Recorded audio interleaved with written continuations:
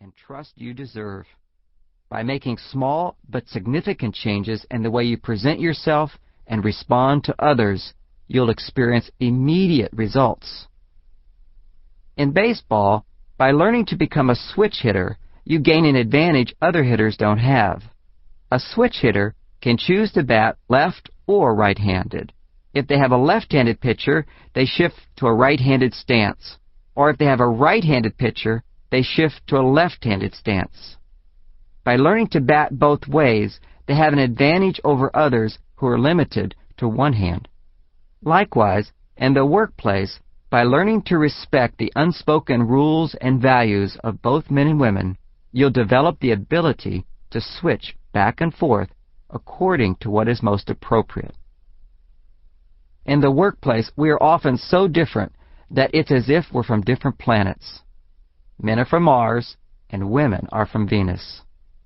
With a greater understanding of these differences, rather than collide, our worlds can come together in greater harmony, cooperation, and collaboration.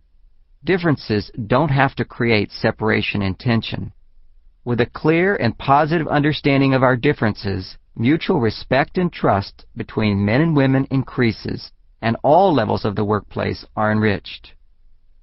Without a positive understanding of our differences, many possibilities for cooperation and mutual trust and respect are overlooked and go untapped.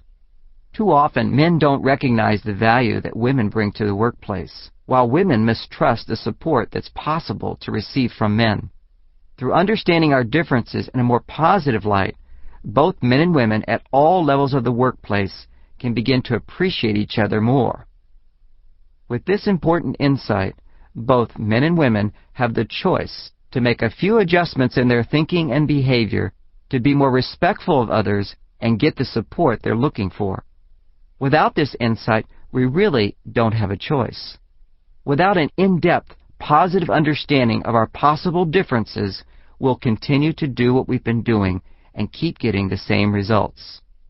Too often in the workplace, we blame others because we truly have no idea how we contribute to our problems.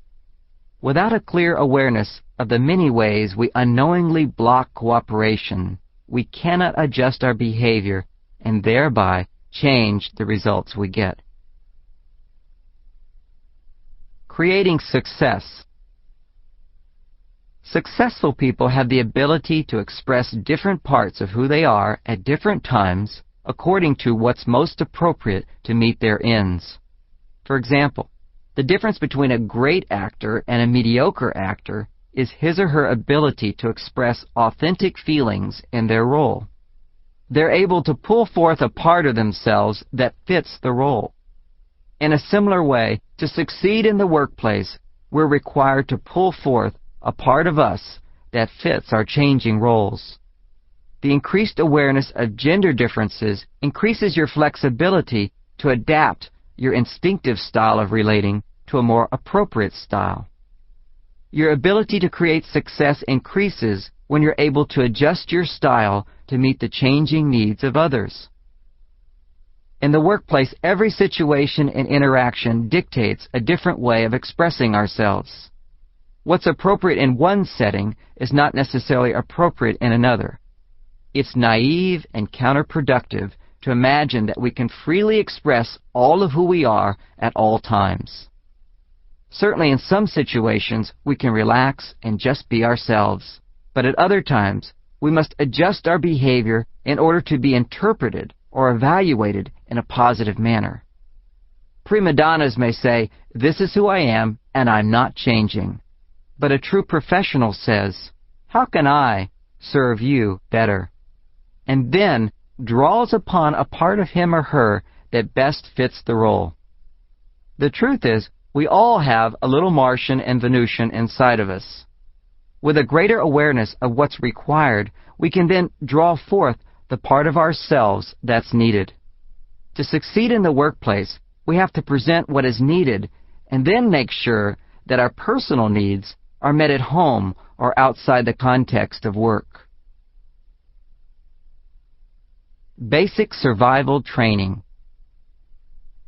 While hanging out with male coworkers during a break or in the middle of a conference, It may be appropriate for men to make sexual jokes or talk about sports, but with women present, it can be and usually is inappropriate. Likewise, it can be just as inappropriate for women to express vulnerable feelings, cry, or discuss detailed anecdotes about their personal lives and relationships when men are present. With more men and women working side by side, we need advanced training to understand what is appropriate behavior. By just being ourselves, both men and women in the workplace can potentially feel offended, frustrated, or excluded by behaviors that are perfectly acceptable on our own planet. Without a basic survival training for living on another planet, the task of determining appropriate behavior for interacting and working with the opposite sex is nearly impossible. Even with this new understanding of Mars and Venus, there's still no clear map of what's right or wrong. There is no one way of behaving. Sometimes a man has to be careful about what he says to a woman, and sometimes he doesn't. Likewise, in some situations, a woman can just be herself, but in others, she has to adjust her natural style. Appropriate action takes intuition, tact, flexibility, and wisdom. Fortunately, with a greater awareness of how men and women are different, we can develop these skills for choosing appropriate behaviors and responses. With a more expanded awareness that includes an equal respect for both men and women, when we make a mistake, instead of having to defend our approach, we can more quickly learn from our mistake and adjust our behavior. Likewise, when others make mistakes, we can be more tolerant and compassionate because we understand the difficulty in determining the appropriate behavior while visiting another planet. In describing the different men at her office, Cheryl, a popular radio DJ, distinguished Jack as an awesome manager. She said, "I can talk to him just like I would talk to a woman." In this case, talking about her feelings, boyfriends, and personal anecdotes was totally appropriate. Jack had learned to listen in a respectful way.